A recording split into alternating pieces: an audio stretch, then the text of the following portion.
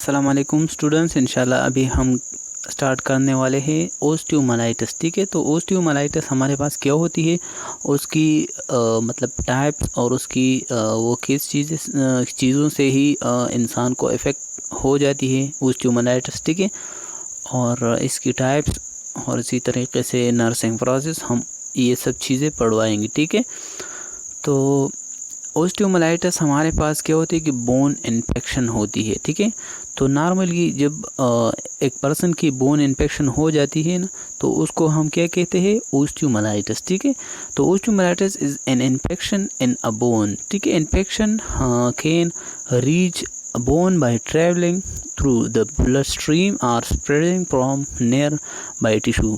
देखिए हमारे पास osteomyelitis directly भी होती है।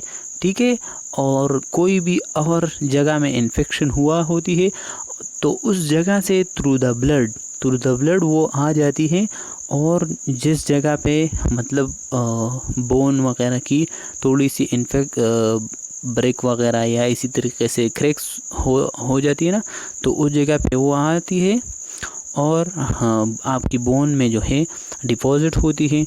और अगर हम देख लेना तो सारे जितने भी जो ब्लड सर्कुलेटरी सिस्टम है सिस्टमिक, ठीक है, तो वो क्या होती है, वो इस बोन से पास ही होती है। देखिए स्ट्रक्चर में थोड़ी सी आपको नज़र आती है कि ये हमारे पास क्या है, ये ब्लड वेसल है। ठीक है, जो आर्टरीज और वेन है, तो ये सब इस स्पॉन्जी बोन में क्या हुआ है, डिस्पर्स हुआ है, मतलब इर्द गिर्द उसमें राउंड हुआ है। ठीक है, तो सारे जो है ये कंट्रोल कराते हैं। ठीक है, तो आपको तो पता है कि हमारे पास टू टाइप्स का बोन है, एक हमारे पास स्पॉन्जी बोन होती है, एक हमारे पास कम्पैक्ट बोन होती है। ठीक है, तो कम्पैक्ट बोन हमारे पास क्या है कि ये कॉर्टेक्स में होती है। कॉर्टेक्स क्या है, कॉर्टेक्स हमारे पास आउटर पार्ट्स को कहते हैं। ठीक है, तो इस आउटर पार्ट्स को हमारे पास क्या है कहते हैं, कम्पैक्ट बोन। और जो मेडुलरी एरिया होती है, ठीक है, तो मेडुलरी एरिया जो है वो उसको हम क्या कहते हैं, स्पॉन्जी बोन्स कहते हैं। ठीक है, जो कि आपको डार्ट सा नज़र आता होंगे। ठीक है, और ये है हमारे पास मेडुलरी कैविटी। इस मेडुलरी कैविटी में ये जो है हमारे पास बोन मैरो होती है। और आपको पता ये भी है कि हमारे बोन में जो बोन मैरो होती है, वो बोन मैरो का काम क्या है, वो प्रोडक्शन ऑफ द सेल करते हैं, जो ब्लड सेल है, वाइट ब्लड सेल है, और इसी तरीके से जो है हमारे पास प्लेटलेट्स वगैरह ये चीज़ें होती है। ठीक है, तो ये सब चीज़ें ब्लड के थ्रू जो है वो जब इन्फेक्शन किसी और जगह में लग जाती है तो फिर वो इस ब्लड वेसल ब्लड के थ्रू जो है वो आती है। ठीक है, फिर आते हैं कि जो infection can also begin in the bone. ठीक है, itself an injury expose the bone to germ. ठीक है, देखिए कि जब इन्फेक्शन लग जाती है ना, तो ये जब इन्फेक्शन स्टार्ट होती है बोन में, तो ये खुद भी होती है कि इस एरिया में कोई भी क्या कि इंजरी वगैरह हुआ है, और इंजरी के बाद वो एक्सपोज है जर्म को, तो ये जर्म आती है और डायरेक्टली वो लगती है। और अगर ऐसा नहीं होती, सिस्टेमिक होती है, तो सिस्टेमिक थ्रू द ब्लड जो है किसी और एरिया में इन्फेक्शन हुआ है तो उस जगह से ब्लड के थ्रू आ जाती है और बोन में ही डिपॉजिट होती है। ठीक है, तो inflammation process of the entire bone including the cortex and periosteum. देखिए जब ओस्टियोमाइलाइटिस होती है ना, तो इन्फ्लेमेशन ऑफ द बोन या इन्फेक्शन ऑफ द बोन तो होती है, ठीक है, लेकिन वो कॉर्टेक्स एरिया में होती है और पेरियोस्टियम एरिया में होती है।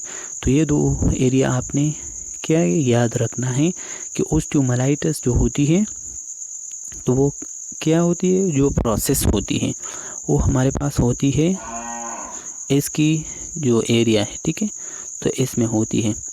फिर आते हैं कि जो recognising that the pathological process is rarely confined to the endosteum. ठीक है, देखिए हमारे पास क्या होती है कि जब ये हम क्या फाइंड आउट करते हैं कि जो प्रोसेस हो रही है वो पैथोलॉजिकली है, ठीक है, एंडोस्टियम में या नहीं। ठीक है, तो इस इनर कॉर्टेक्स एरिया और जो आउटर कॉर्टेक्स एरिया होती है तो इस जगह में होती है मोस्टली। ठीक है, तो ये तो येलो बोन होती है, बोन मैरो जो हम कहते हैं कम्पैक्ट बोन होती है, पेरिओस्टियम है जो आउटर मोस्ट लेयर होती है, ठीक है, कम्पैक्ट बोन से बना हुआ होती है पेरिओस्टियम। और फिर परपोरेटिंग जो शर्फाइज फाइबर्स होती है, ठीक है, तो उसको हम पेशिया वगैरह कहते हैं। और ये हमारे पास आर्टरीज होती है जो कि न्यूट्रिशन इस बोन को लेके आते हैं, ठीक है। और जो एंडोस्टियम होती है, ठीक है। फिर आते हैं कि ये उसकी काजेस क्या होती है, मतलब जो ओस्टियोमाइलिटिस अगर होती है तो उसकी काजेस क्या होती है। तो osteomyelitis is the inflammation of bone and marrow due to bone and marrow due to the infectious agent or other causes, ठीक है।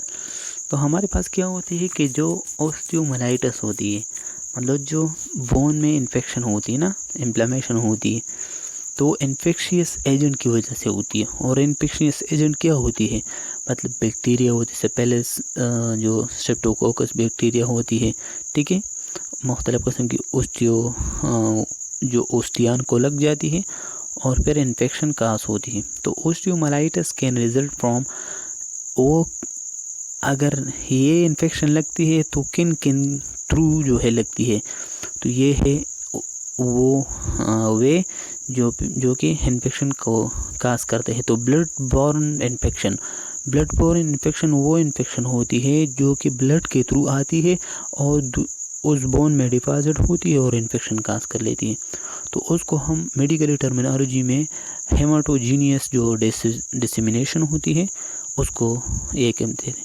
तो आपने एमसीक्यूज़ के लिए और कंसेप्चुअली आपको अपने आप क्लियर करना है कि जो हेमाटोजीनियस डिसेमिनेशन होती है किस जगह पे ये वर्ड्स आ जाए, तो इसका मतलब यही है कि ब्लड बोरन जो इन्फेक्शन है बोन को, उसको हम क्या कहते हैं, मतलब जब ब्लड बोरन इन्फेक्शन हर जगह में हो सकती है, ठीक है, उसको हम हेमाटोजीनियस डिसेमिनेशन कहेंगे, ठीक है। तो ये है काज हमारे पास ओस्टियोमाइलिटिस के।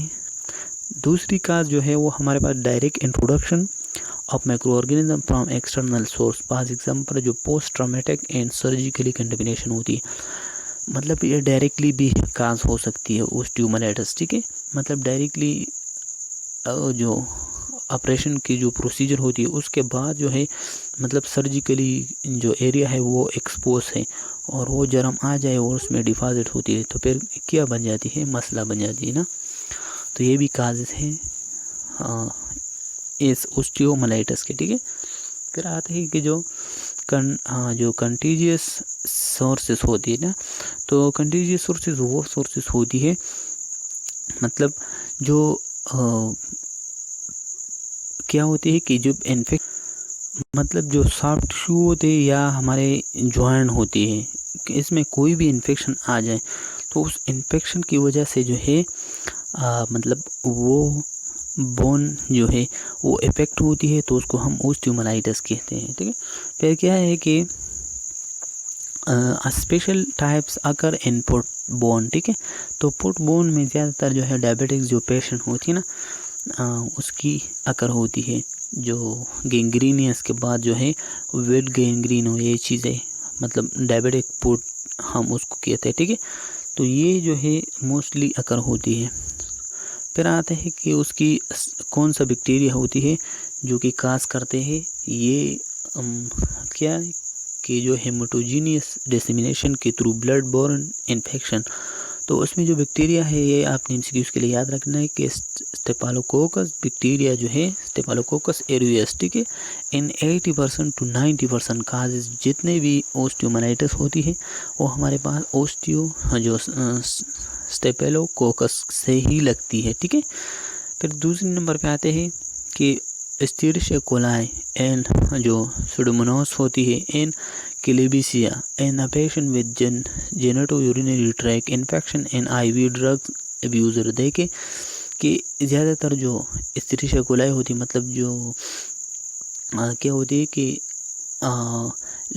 लार्ज इंटेस्टाइन में और ये इसी तरीके से स्मॉल इंटेस्टाइन में ये मतलब रहते हैं हमारे फूड्स में जो है ये एज आ नॉर्मल फ्लोरा हमारी इंटेस्टाइन में प्रेजेंट होती है, ठीक है।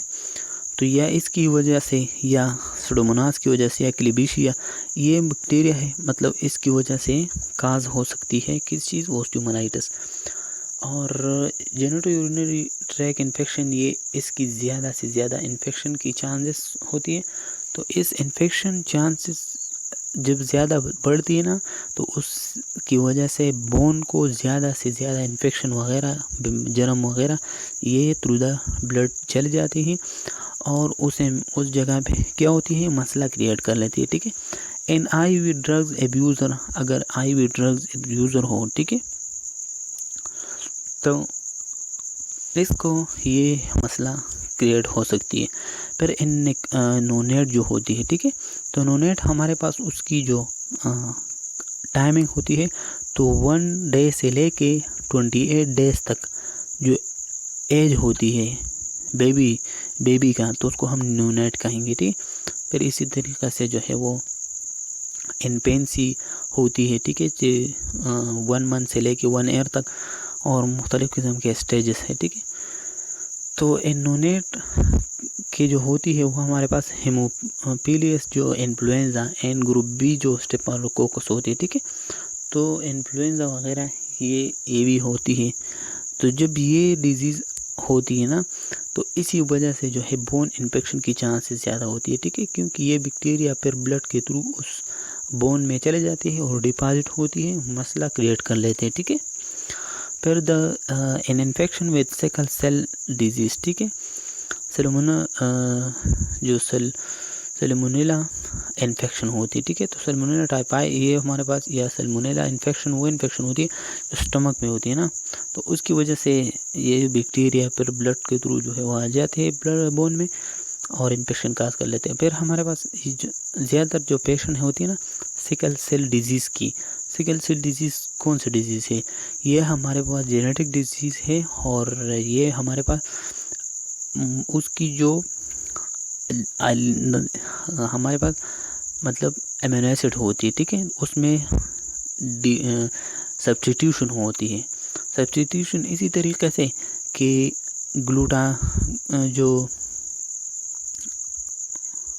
जो हमारे पास ग्लूटामाइन होती है ना, वो रिप्लेस होती है किस चीज़ पे, वेलिन पे। ठीक है, तो ये अमीनो एसिड है, तो इसमें ये चेंजेस आती हैं। ठीक है, तो जब ये ग्लूटामाइन रिप्लेस होती है वेलिन पे, तो उससे जो डिजीज़ बनती है ना, वो हमारे पास सिकल सेल डिजीज़ होती है। फिर हम उसकी क्लासिफिकेशन करते हैं कि वो कितने टाइप्स के होते हैं, मतलब एक जो एनाटॉमिकल स्टेजेस पे है, और दूसरा हमारे पास होस्ट क्लासिफिकेशन है। तो एनाटॉमिकली यही है कि वो किस एरिया में है, उसकी एक्सटेंड क्या है, वो नियर है या मतलब थ्रू आउट जो है बोन पे है। ठीक है, तो ये एनाटॉमिकल है स्टेजेस।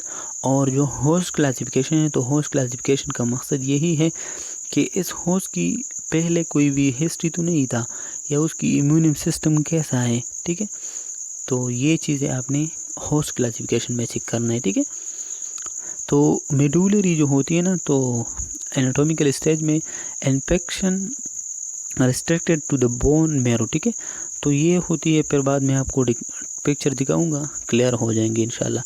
ठीक है, तो फिर मेडुलरी, तो ये इन्फेक्शन होती है किस चीज़ पे, नैरो, जो बोन मैरो होती है ना उसमें, तो उसको हम मेडुलरी कहते हैं। ठीक है, क्लासिफिकेशन में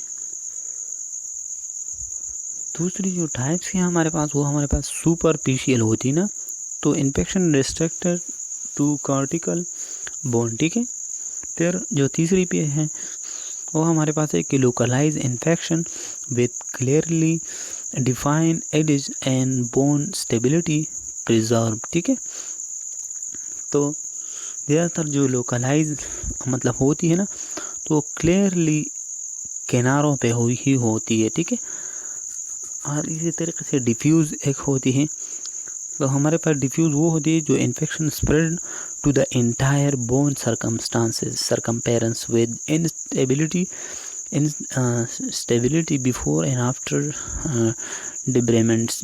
ठीक है, तो हमारे पास देखिए स्ट्रक्चर में आपको दिखा दूंगा। तो ये है हमारे पास क्या स्टेजेस है। तो टाइप 1 जो मेडुलरी ओस्टियोमाइलाइटिस होती है वो हमारे पास जो मतलब जो बोन मैरो होती है क्या, तो इसी में ही आकर होती है, बोन मैरो में। ठीक है, समझ गए स्टूडेंट। तो ये बोन मैरो है, इसमें जब इन्फेक्शन अकर होती है तो मेडुलरी ओस्टियोमाइलाइटिस कहते हैं। दूसरी जो टाइप्स है ये एमसीक्यूज के लिए बहुत इंपॉर्टेंट है। ठीक है, अगर आपसे पूछ ले कि टाइप 2 जो है वो हमारे पास किस टाइप्स के इन्फेक्शन है, तो ये हमारे पास सुपरफिशियल ओस्टियोमाइलाइटिस जो है ये हमारे पास सुपरफिशियली होती है। ठीक है, इसको देखो, उसने जो कॉम्पैक्ट बोन था वो कॉम्पैक्ट बोन उसने इफेक्ट किया हुआ है। ठीक है, फिर आते हैं जो थर्ड टाइप्स के, वो हमारे पास लोकलाइज एंड ओस्टियोमाइलाइटिस होती है। तो ओस्टियोमाइलाइटिस लोकलाइज यही है कि ये एक खास लोकेशन पे ही होती है। ठीक है, फिर फोर्थ नंबर टाइप जो है वो हमारे पास क्या है कि डिफ्यूज ओस्टियोमाइलाइटिस होती है। तो डिफ्यूज ओस्टियोमाइलाइटिस वो होती है ना कि वो थ्रू आउट द बोन जो है वो स्प्रेड होती है। ठीक है, तो उसको देखो, ये सारे बोन उसने जो है वो किया हुआ है, घेरा हुआ है। ठीक है, तो इसी वजह से उसको हम डिफ्यूज ओस्टियोमाइलाइटिस कहेंगे। समझ गए स्टूडेंट। तो ये था हमारे पास एनाटॉमिकल स्टेजेस। और फिर आते हैं कि जो होस्ट क्लासिफिकेशन होती है, तो होस्ट हेल्थी मतलब पेशेंट विदाउट जो कंपार्टमेंट डिटीज होती है ना, मतलब कोई भी पहली मसले से वो खाली था या नहीं था। ठीक है, मतलब उसकी जो हेल्थ की कंडीशन था वो कैसा था। ठीक है, तो ये था हमारे पास के कि मतलब कोई और कंबाइंड डिजीज जो होती ना, मतलब नो और मसले तो उसको नहीं था। फिर दूसरी जो पॉइंट है वो हमारा पास लोकल कंप्रोमाइज़ होती है ना, तो अगर एक पर्सन ऐसा हो कि वो स्मोकिंग करता हो या क्रोनिक लिम्फोडेमा मतलब जो लिम्फ नोड होती ना, तो उसकी इन्फ्लेमेशन हुआ होती है क्रोनिक। और जो वीनियस स्टेसिस होती है, आर्थराइटिस लार्ज स्केयर मतलब कोई भी जॉइंट इन्फ्लेमेशन हुआ हो, या इसी तरीके से लार्ज स्केयर मतलब कोई भी सर्जरी के बाद उसकी जो टिश्यू होती ना, तो फिर वो ज़्यादा उसने ग्रोथ की। ठीक है, स्केयर वगैरह फॉर्मेशन। और इसी तरीके से फाइब्रोसिस बाय रेडियोथेरेपी। तो फाइब्रोसिस ये भी हमारे पास एक कंडीशन होती है जो कि नॉर्मल हीट टू जो टिश्यू होती है ना, तो वो डैमेज हो जाती है। ठीक है, तो फाइब्रोसिस ये तो कोई भी रेडियोथेरेपी वगैरह की वजह से तो नहीं हुआ है। ठीक है, तो लोकल कंप्रोमाइज़ यही होती है कि वो चीज़ें जो आप यूज़ करते हैं ना, तो उसने आपके लिए आपकी जो मतलब तो लोकलाइज एरिया इफेक्ट तो नहीं किया हुआ है। ठीक है, तो ये भी है हमारे पास लोकल कंप्रोमाइज़। फिर हमारे पास सिस्टमिक कंप्रोमाइज़ होती है। तो सिस्टमिक कंप्रोमाइज़ वही है कि जो ब्लड से रिलेटेड होती है और जो मतलब सर्कुलेशन में काम लेते हैं। तो डायबिटिस मेलिटस। ठीक है, तो डायबिटिस मेलिटस की वजह से ही बोन जो है वो बोन इन्फेक्शन होती है, हो सकती है। और फिर माल न्यूट्रिशन या रीनल जो है या hepatic failure, chronic hypoxia and extreme of age. ठीक है, तो अगर ज़्यादा क्रोनिक हाइपोक्सिया था, ठीक है, तो उसकी वजह से ही हमारे पास ओस्टियोमाइलाइटिस हो सकती है, क्योंकि जब ज़्यादा मतलब सही तरीके से ऑक्सीजनेशन वो ब्लड पैकअप नहीं करता है, तो फिर ये ब्लड जो है वो तो वीनियस ही ब्लड वेसल में चलेगा और मसला क्रिएट कर पाते हैं। ठीक है, तो और ये एज के साथ ये वो एक्सट्रीम होती है। ठीक है, तो osteomyelitis poor clinical condition, surgical treatment will have higher risk than the osteomyelitis itself. देखिए हमारे पास क्या होती है कि जो सर्जिकल ट्रीटमेंट हम करते हैं ना, तो उससे ज़्यादा रिस्क होती है देन द ओस्टियोमाइलाइटिस इटसेल्फ। ठीक है, तो हाँ, जो सर्जिकली तो जब मतलब सर्जरी वगैरह हो जाती है तो उसकी वजह से ज़्यादा चांसेस होती है ओस्टियोमाइलाइटिस के देन द ओस्टियोमाइलाइटिस इटसेल्फ, और जो में ओस्टियोमाइलाइटिस है इसके। ठीक है, फिर आते हैं ये तो हमने पहले पढ़ ली कि हमारे पास जो एनाटॉमिकली स्टेजेस होती है, तो फर्स्ट में मेडुलरी इन्फेक्शन होती है, फिर दूसरी पे हमारे पास सुपरफिशियल होती है, तीसरी पे जो है हमारे पास लोकलाइज होती है, और जो चौथी पे हमारे पास क्या होती है डिफ्यूज़ होती है। ठीक है, फिर आते हैं कि जो क्लिनिकल फ्यूचर होती है ना, तो वो कौन कौन से चीज़ें जो है वो साइन सिम्टम क्रिएट करवाते हैं। तो हाई फीवर होती है। हाई फीवर इसीलिए होती है जब आपकी मेन जो सेंट्रल एरिया होती है, मतलब जो अब बोन मैरो होती है ना, तो बोन मैरो से ब्लड वगैरह ब्लड फॉर्मेशन करवाते, तो ये चीज़ें इफ़ेक्ट होती है। तो इस जब ये इफ़ेक्ट होती है तो आपको डायरेक्टली फीवर स्टार्ट हो जाती है, ठीक है। और इसी तरीके से जो ज़्यादा स्वेट्स वगैरह, इसी वजह से ये भी हमारे पास एक साइन ऑफ सिम्टम है किस चीज़ के, बोन इन्फेक्शन की, ठीक है। फैटीग्स अगर एक पर्सन को हो, ठीक है, थकावट, और अगर एक पर्सन को एनोरेक्सिया हो, ठीक है, तो ये हमारे पास एडिशनल सा जो है वो ऑस्टियोमाइलाइटिस के साइन सिम्टम है।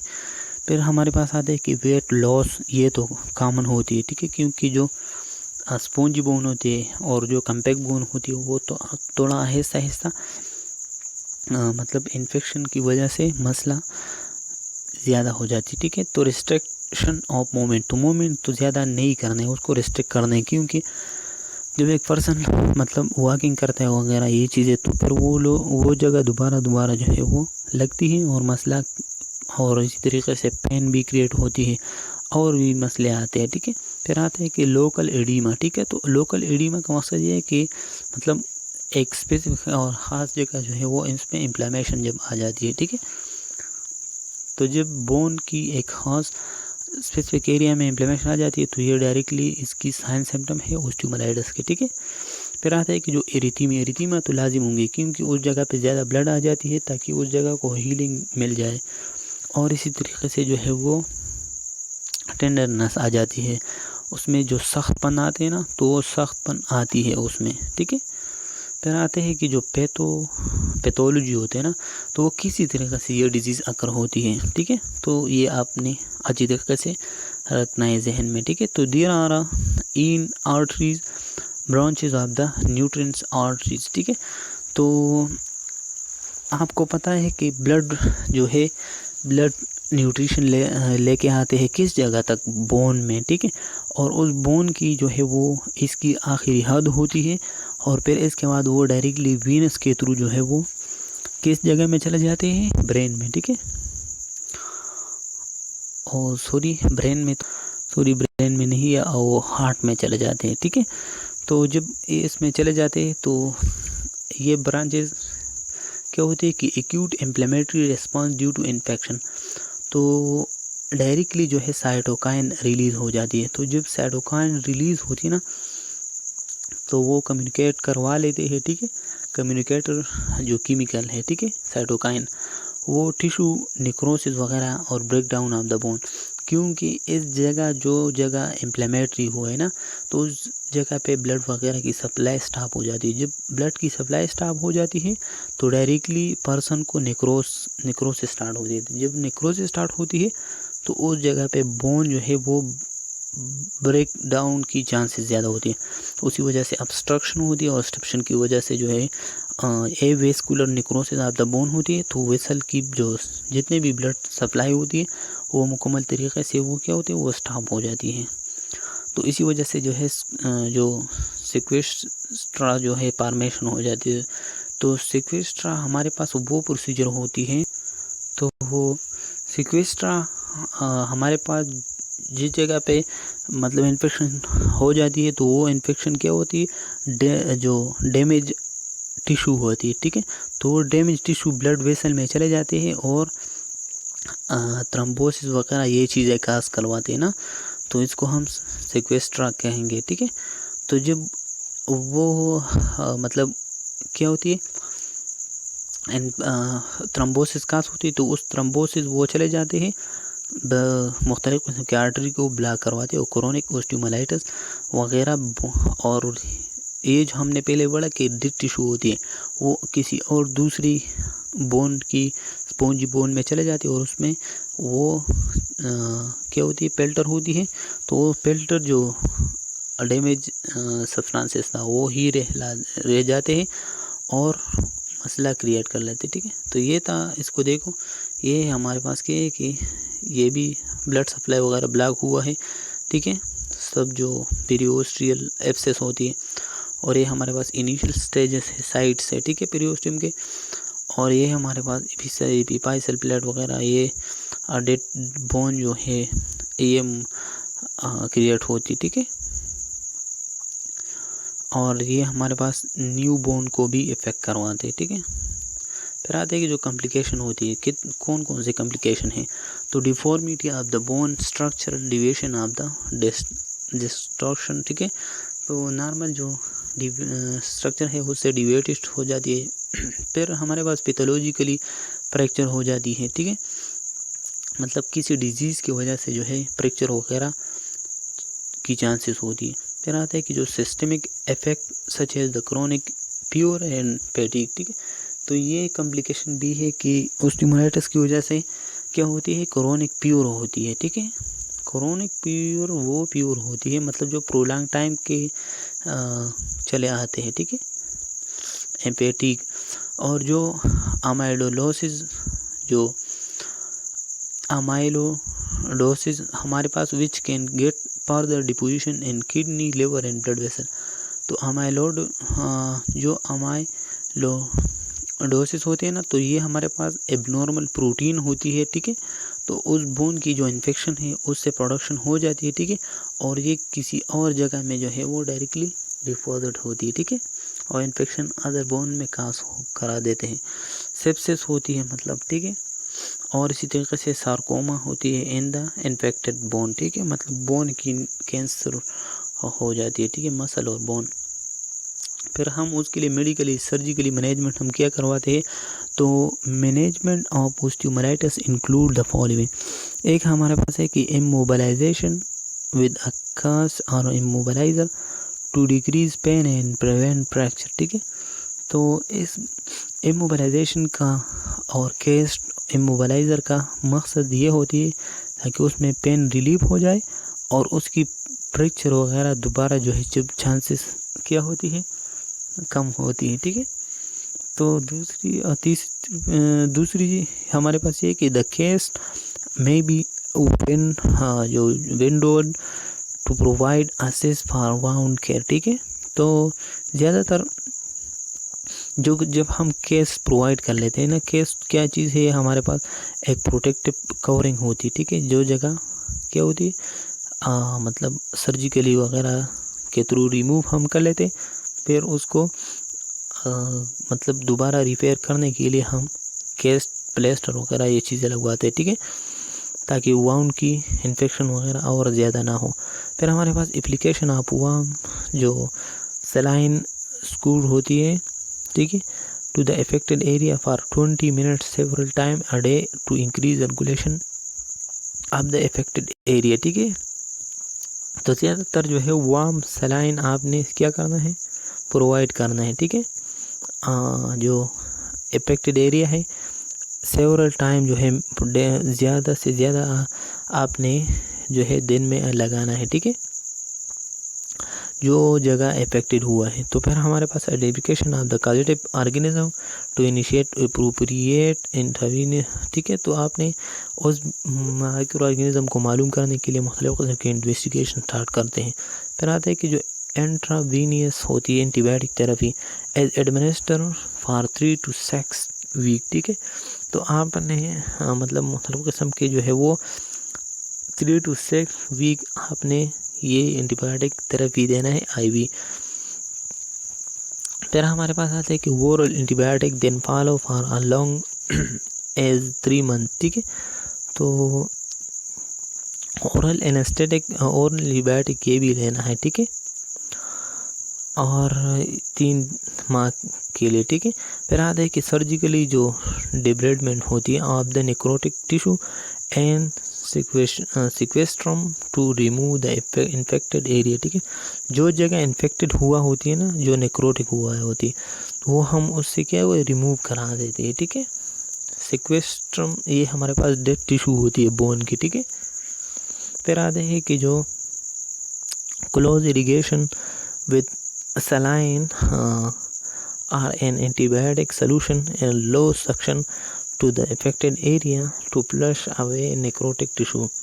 तो जो इरिगेशन होती है ना, क्लोज इरिगेशन, तो इसी तरीके से क्लोज इरिगेशन वो होती है जो अफेक्टेड एरिया है उसको हम मतलब उस जगह पे तो मुख्तलिफ़ किस्म के नेक्रोटिक टिश्यू होते हैं ना, तो हम उसको सलाइन जो है देते हैं और फिर वो सलाइन हम निकालते हैं ताकि कोई भी मसला अंदर हो तो क्या हो जाए, रिमूव किया जाए। ठीक है, फिर हमारे पास आता है कि bone graft part debrided cavity to stimulate bone growth. ठीक है, तो ये भी है हमारे पास कि जो बोन ग्रेफ्टेड होती है ना, मतलब जो जगह ज़ख्म हुआ है वगैरह, तो हम रिमूव कर लेते हैं। ठीक है, और इसकी वजह से फिर दोबारा जो है ओस्टियोब्लास्ट एक्टिविटी स्टार्ट होती है और बोन फार्मिंग स्टार्ट करवाते हैं। ठीक है, फिर आते हैं कि नर्सिंग डायग्नोसिस हम उसके लिए कौन से करवाए ओस्टियोमाइलाइटिस के लिए, तो एक्यूट पेन रिलेटेड टू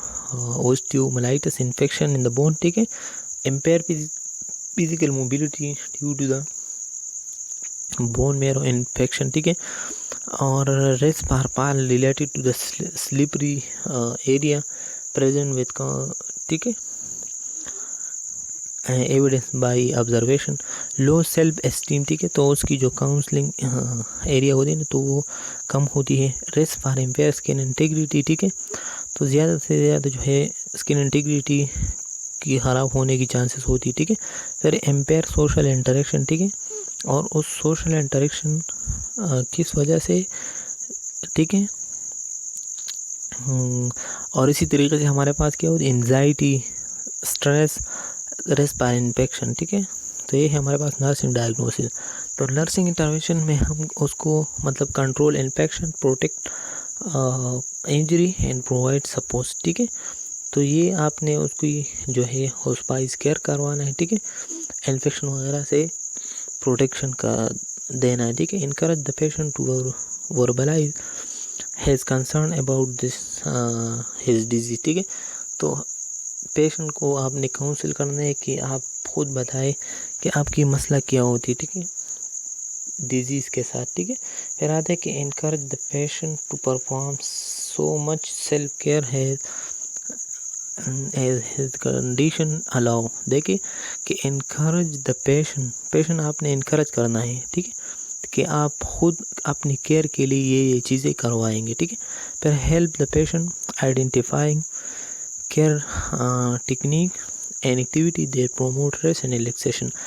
तो वो टेक्निक्स और एक्टिविटीज ये चीज़ें आपने क्या करना है, इख्तियार करना है ताकि आपकी रिलैक्सेशन भी हो जाए और आप रेस्ट में भी हो जाए। ठीक है, फिर use restrict aseptic technique when changing dressing and during wound irrigation. ठीक है, तो आपने स्ट्रिक्ट क्या देना है, इंस्ट्रक्शन देना है, मतलब जो माइक्रो ऑर्गेनिज्म कंटेमिनेशन होने की वजह, चांसेस होने की वजह से। ठीक है, फिर provide balance diet to promote healing. ठीक है, तो डाइट सबसे पहले अच्छी चीज़ होती है, ज़्यादा से ज़्यादा जो है वो कैल्शियम वगैरह ये देना है। ठीक है, तो ये था हमारे पास क्या होती है नर्सिंग इंटरवेंशन, और ये लास्ट पार्ट्स था ओस्टियोमाइलाइटिस के। ठीक है, तो अगर आपके नर्सिंग लेक्चर अहमद पे नहीं हो तो सब्सक्राइब कीजिए ताकि नई आने वाली नोटिफिकेशन आप तक ज़रूर और बर वक्त पहुँच जाए। खुदा हाफिज़, अपना ख्याल रखिए स्टूडेंट।